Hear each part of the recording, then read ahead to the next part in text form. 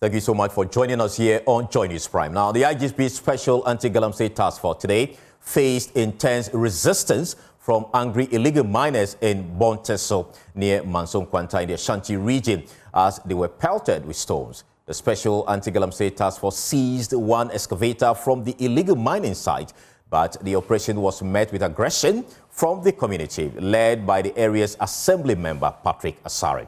There's more in the following report.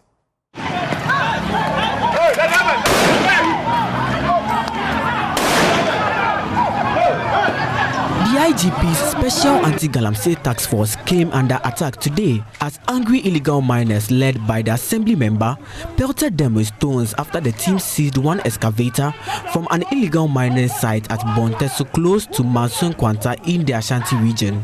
The team came under attack by almost large crowd from the community, pelting stones in an attempt to attack the team.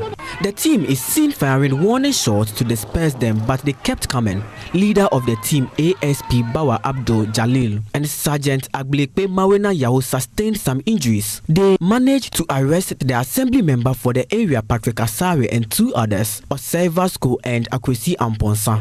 After a series of warning shots and targeted arrests, the task force managed to control the situation, dispersed the hostile crowd, and transported the seized excavator to the Manson Edubia police station. They had to leave one excavator at the site due to the hostile situation. The Manson area is noted for years of extreme illegal mining, destroying farmlands and polluting streams there. Still on illegal mining, the Ghana Coalition Against Illegal Mining is making urgent demands on government, calling for bold action in the wake of last week's helicopter crash that killed 8 Ghanaians. The victims were on duty in the fight against illegal mining. Now, the coalition wants the metropolitan, municipal and district chief executives as well as police commanders in all illegal mining affected districts interdicted and dismissed immediately. They also want the Economic and Organized Crime Office to swiftly arrest politicians allegedly linked to the canker. There's more in the following report. Illegal mining, despite months of continuous crackdowns, still persist. Critics warn the menace is an existential threat to the nation. Now, in the wake of last Wednesday's helicopter crash that killed 8 Ghanaians in an anti-galamsey mission, the Ghana Coalition Against Illegal Mining is demanding urgent action from government. Conveners of the One Ghana movement, Senyo Husi, Arocha Ghana's Deputy Director, Darrell Bosu, and UTAC President, Professor Mamudu Akudugu, speaking on PM Express, all called for government to honor the memory of the 8 by fighting illegal mining head-on. His Excellency the President, I believe, has been hit more than anybody. His relationship with the likes of Amani and Co. For me, he has lost a heartbeat. It is personal to him. That's why when he says the loss is personal to him, he meant it in every way. So if there's no awakening at all that ever existed, as for this one, it's an awakening for everybody.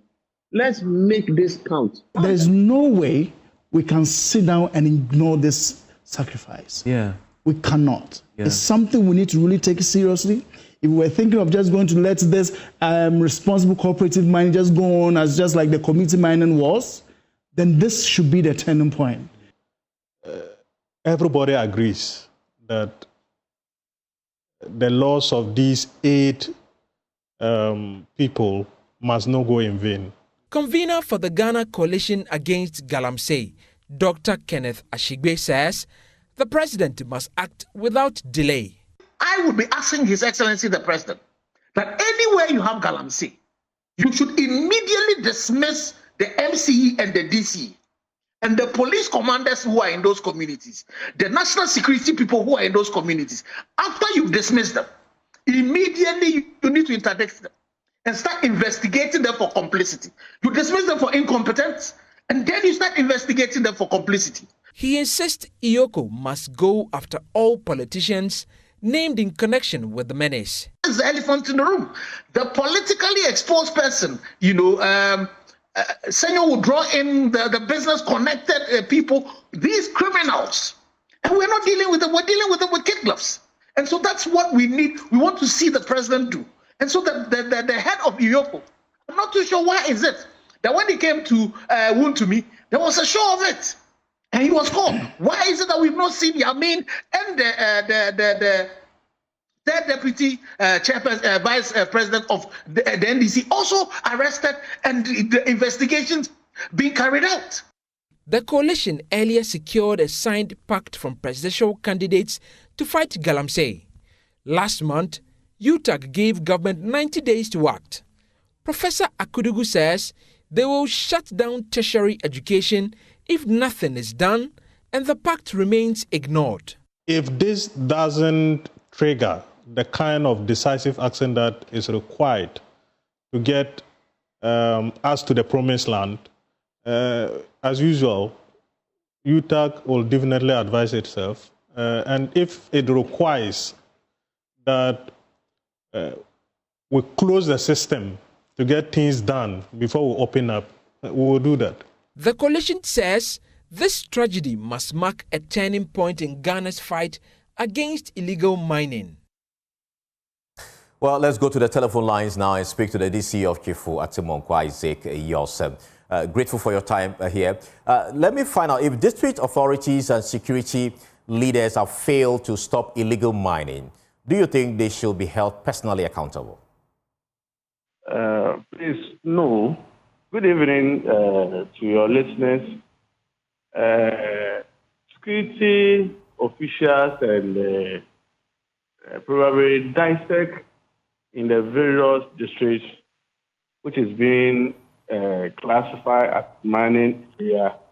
They've not failed. In fact, they are doing their spokesfriends at the radio, JoyNews. The issue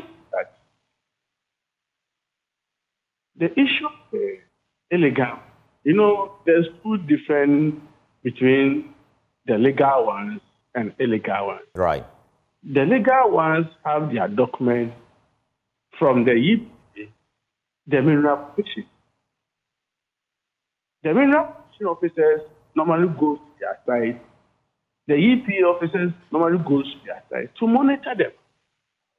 Unless the contract they give them, the permit they give them, it is in the permit that they are to reclaim the land after they finish mining.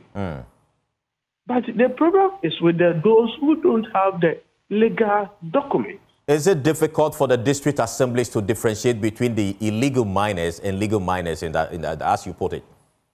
No, it's not difficult at all. So why are we not able to stop the illegal mining, the galamseyers, within the district then?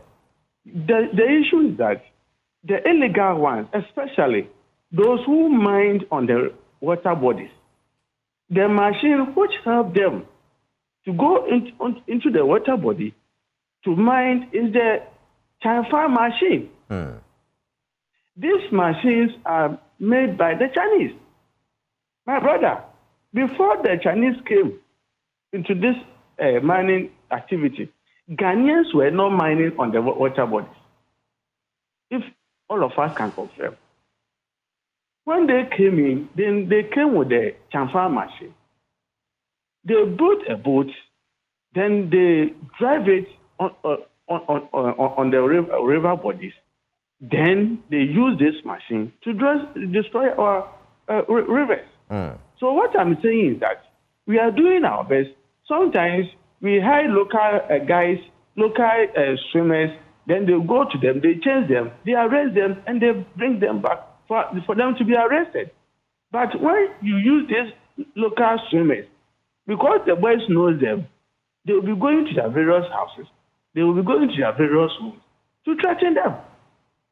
Right. So what I'm saying is that the best we can do as a government, which I'm part of it, is to make sure we ban this importation of transfer machine. To you, that should be the solution, right? It's, to me, I am in a mining area. So to me, you do know that machine can never be repaired. When this machine spoils, it is difficult to be repaired. So why can't we do something as a government? I'm pleading with the Minister of Lands and Natural Resources. You should send some light to the parliament. All right. For them to ban the importation of transfer machine. My brother, if you don't ban the importation of transfer machine, it will be very difficult because today you will drive them away. You know something? One day I went to the riverbank. They were on the water bodies.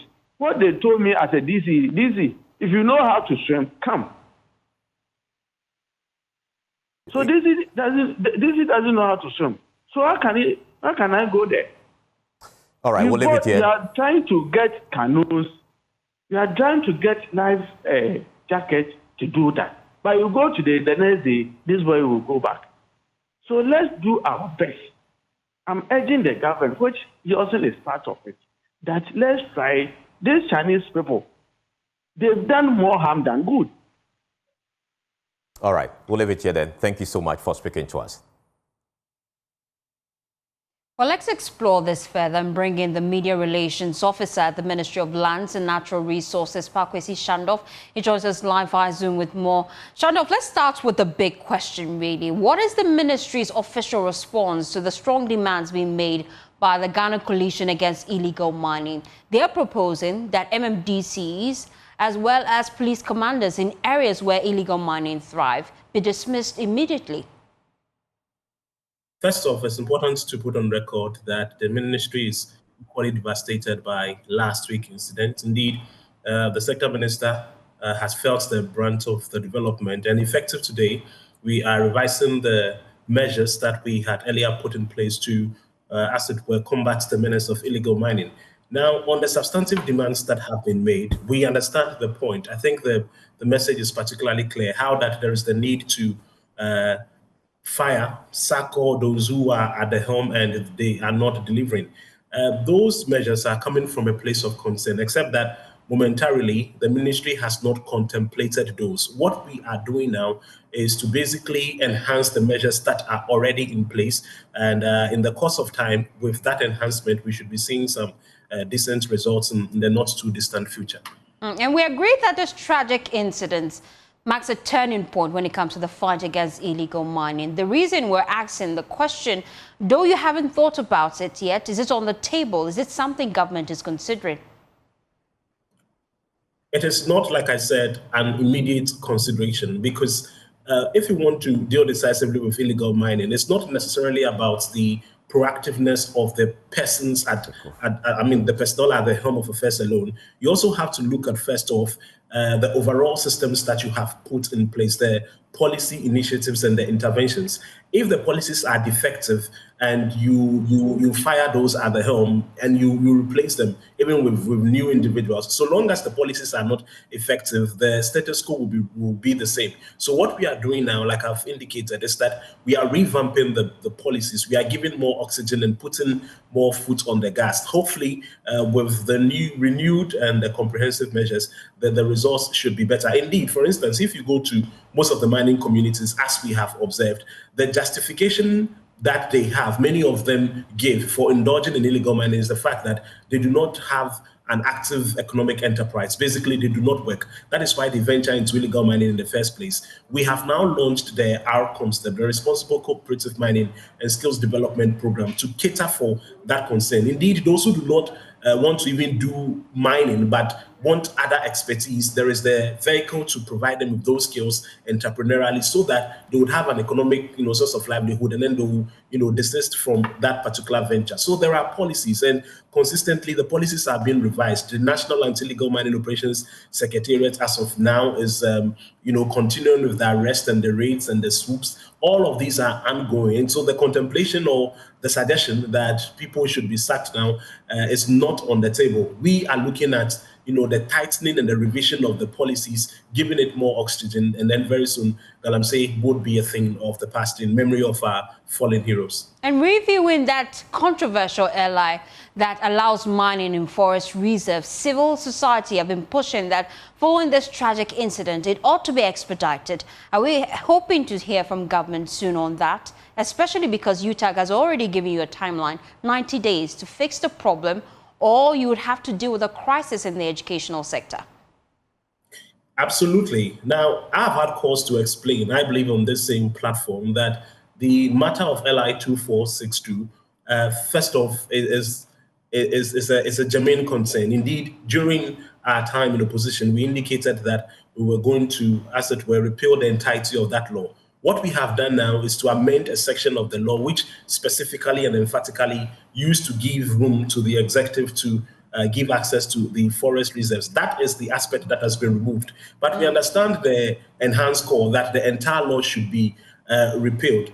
We have gotten to a point in our fight against illegal mining where, like I've indicated, we are considering all measures on the table. Okay. The conversations are ongoing. If it becomes extremely necessary that now we have to take the bull by the horn, I'm sure we'll communicate that appropriately in due course. Thank you for your time here on JoyNews Prime. Well, meanwhile, the Greater Accra Regional House of Chiefs is calling on the government to take a holistic approach to combat illegal mining in the country in honor of the victims of last week's Z9 helicopter crash. And now, Ghana Armed Forces helicopter Z9 crashed in Adansi, Ekrofom, killing 8 persons. Speaking during a visit to the Defense Ministry, the president of the Greater Accra Regional House of Chiefs, Nwamanche King, Professor Odaifio Wellenche III, said the deaths of the individual should not be in vain. If what we heard is true, that they are in the line of their duty, then somebody may ask, what kind of duty that caused them? Illegal mining, aka galamsey. This is what has cost their life. If we cannot do anything about this holistically, once and for all, that will stop this thing, then these gallant men have died for nothing. This country should rise up and do whatever possible to stop this galamsey in this country. Look at the number of years it takes for somebody to become a defense minister. The training alone. I don't know how many men we have. Chief of Defense Staff Lieutenant General William Ejapon has shed light on the challenging circumstances surrounding the transportation of remains from the helicopter crash site in Adansi, Ekrofom. He said contrary to speculation, body bags were indeed available at the scene, but the extreme heat of the remains rendered them unsuitable for use. Instead, cocoa sacks were utilized to convey the remains, sparking controversy over the dignity of the victims. Speaking to journalists here in Accra, the Chief of Defense Staff explained that the intense heat of the remains made traditional body bags impractical, leading to the unconventional use of cocoa sacks. Collins Frimpong has more in the following report. The remains from the Z9 helicopter crash placed in cocoa sacks sparked public debates. But Chief of Defense Staff Lieutenant General William Ejapon told the media body bags were available, but the remains were too hot to use them. We had to do the recovery efforts with the available and appropriate material we have on the ground. We had some body bags at the scene, but the remains were so heated that it was not conducive for the bags to be used. It was in a thick forest, it was getting late. We had the option of leaving our remains there till the following day, and we know what could have happened to the bodies. The Ghana Armed Forces has now secured approval from international institutions to join a high-powered board of inquiry probing the crash. Deputy Defense Minister Bruja Jemfi told the Ghana Traditional House of Chiefs the team is working with top global investigators to determine the cause. We also want to assure you that the Ghana Armed Forces have already begun investigations into the incident. We have made requests for international collaboration, and we have received positive response in that regard. And so we want to assure you, our chiefs, that nothing will be covered, it will be transparent, and the public, Ghanaian public, will know exactly what happened and the cause of this tragic accident. Security expert Dr. Victor Doke says the move for foreign assistance strengthens rather than undermines Ghana's capabilities. In this case, now what I see, in my opinion, is that the investigations with regards to collaboration with international agencies will bring some sort of an enhanced process. Now, it doesn't mean that we do not have the capacity to do that. There may be some challenges with regards to equipment to ascertain or to verify, to do a forensic analysis, which is not available. But that does not mean we cannot seek for international assistance. Aviation specialist Professor Daniel Kwesi Ejekum has also outlined the technical areas the international investigators will examine. What we have now in terms of recovering the flight data recorders and the cockpit voice recorders, we should be able to get the original equipment manufacturer and maybe an accredited lab to be able to have the hardware and the software to be able to extract the data. And then we'll look at some of the performance parameters in terms of the airspeed. And it's not only the flight data recorder that is going to tell investigators, give them an idea of some of the causal and contributing factors. We are going to look at the air crew, their personal data in terms of their medical records, their training records. I mean, trying to understand what was going on in the minds of the flight crew. The FDR gives you factual data, but you also triangulate it with all these other data to build a holistic picture, which then gives the investigators, we call it findings. So we'll come up with the findings, and then based on that, we build probable, hypotheses as to why and how this happened.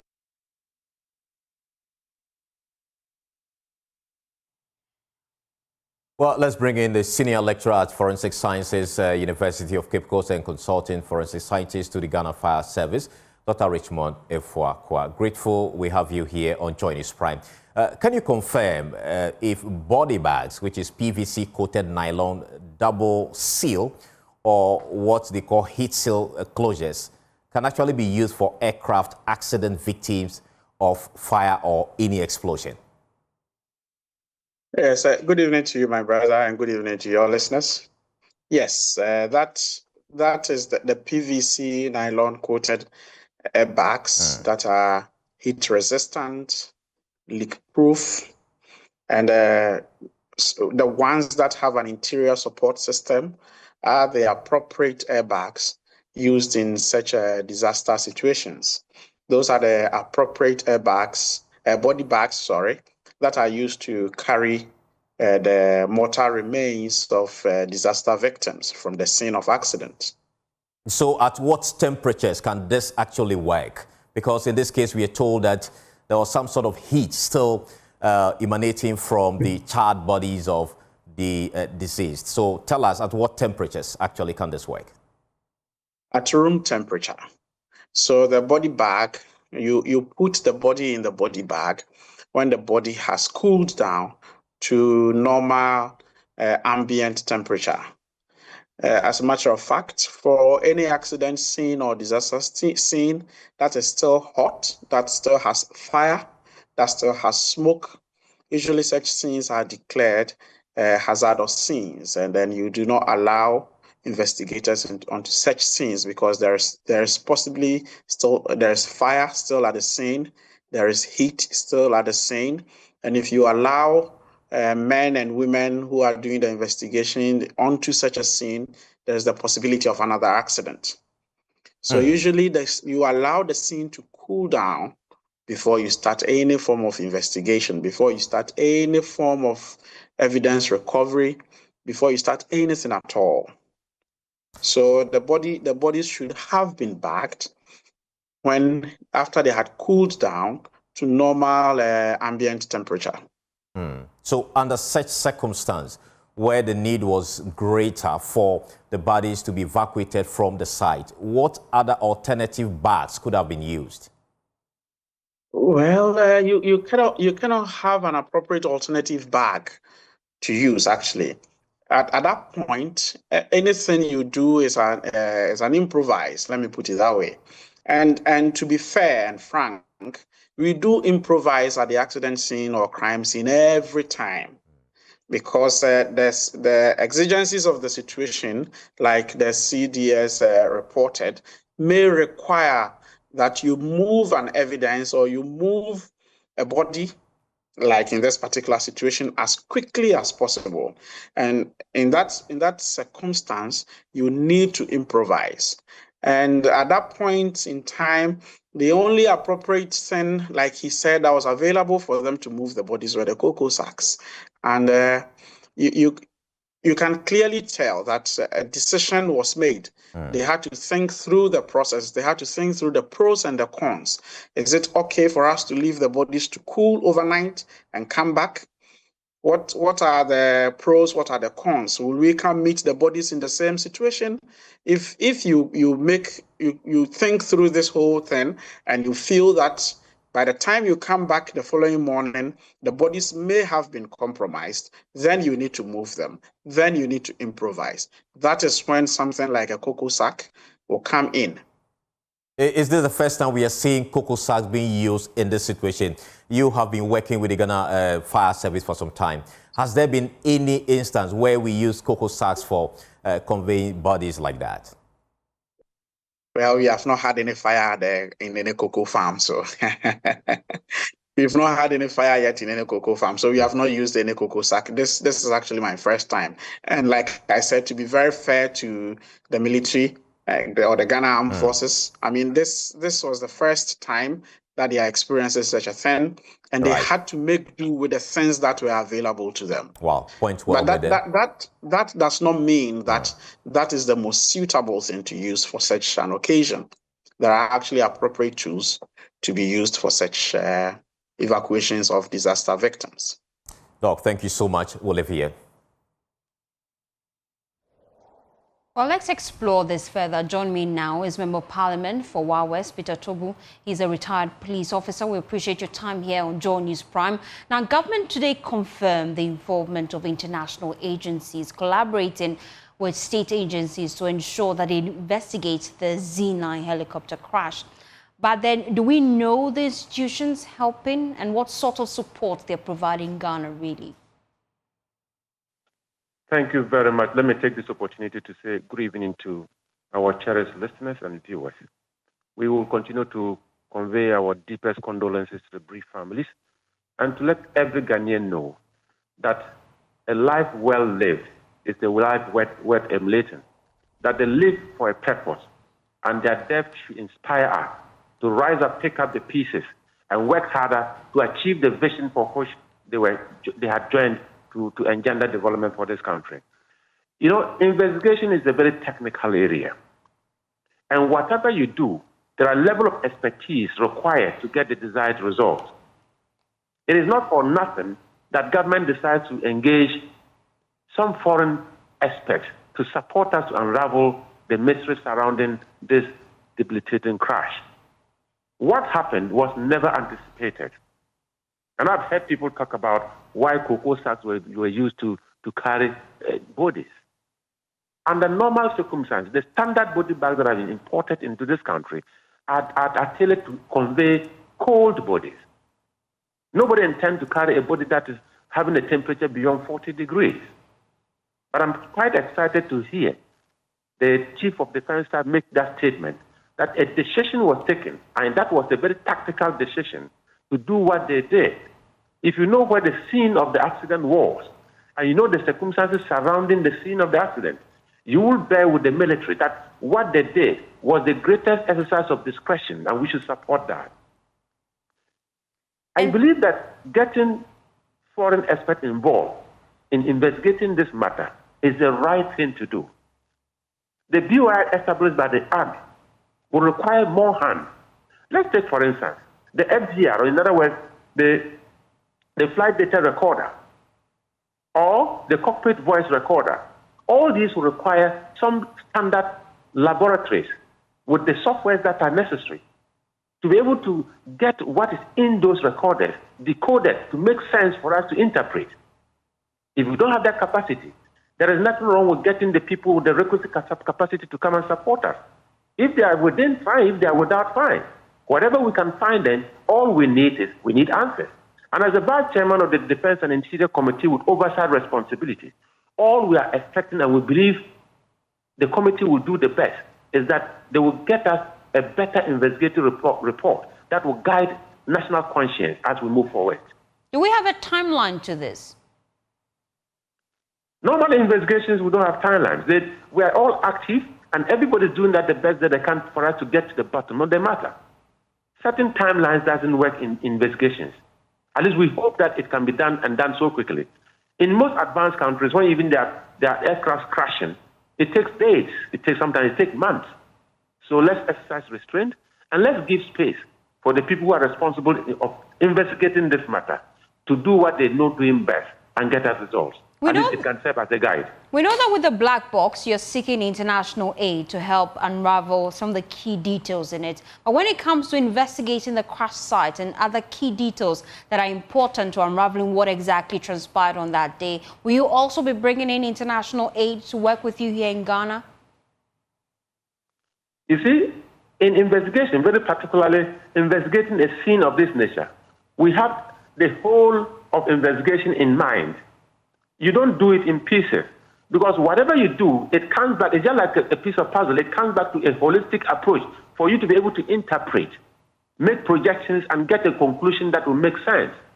So if the local expertise can actually reconstruct the scene, get data that can assist, connect to what the information they're going to get from the flight data recorder or the voice recorder, if these connections are done and the projections are made and it's making sense, that is okay. But if it's really important for you to have experts to come and help you reconstruct the scene so that you'll be able to begin to project what can happen to the point that this thing will happen like this, there's nothing wrong with bringing the international experts in, even at the scene. So it is a holistic approach. People have expertise. People have done these things before, and government is opening up to ensure that let's get the best of kind of people to be able to help us get the results. Thank you so much for your time here on JoyNews Prime. Well, you're still watching JoyNews Prime. We'll take a short breather. We'll return with more. Please stay.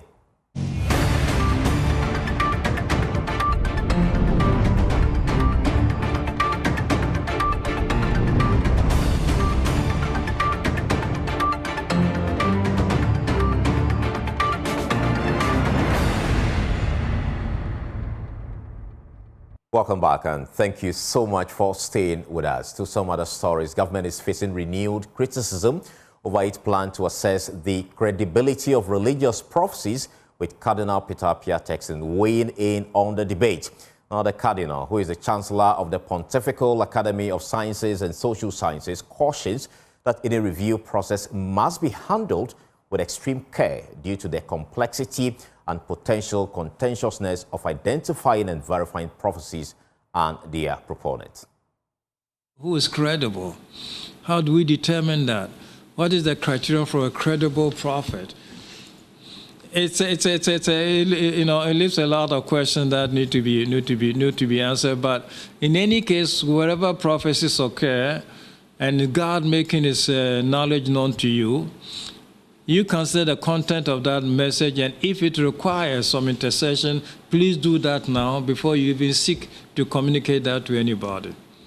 What I have learned in these, I don't know how many years, at least 50 years of being a priest and all of that in this regard, and we're dealing with some such experiences.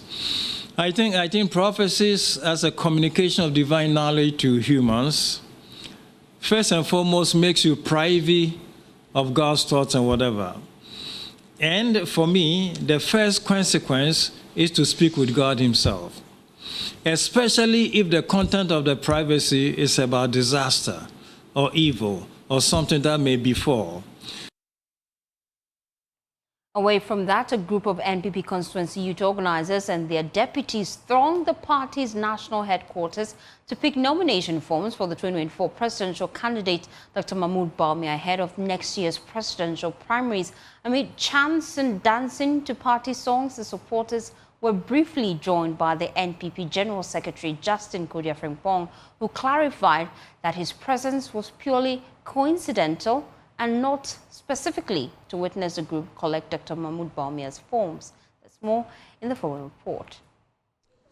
Well, former Vice President Bawumia has become the latest member of the New Patriotic Party to officially pick nomination forms to contest in the 2026 flag bearer race of the party.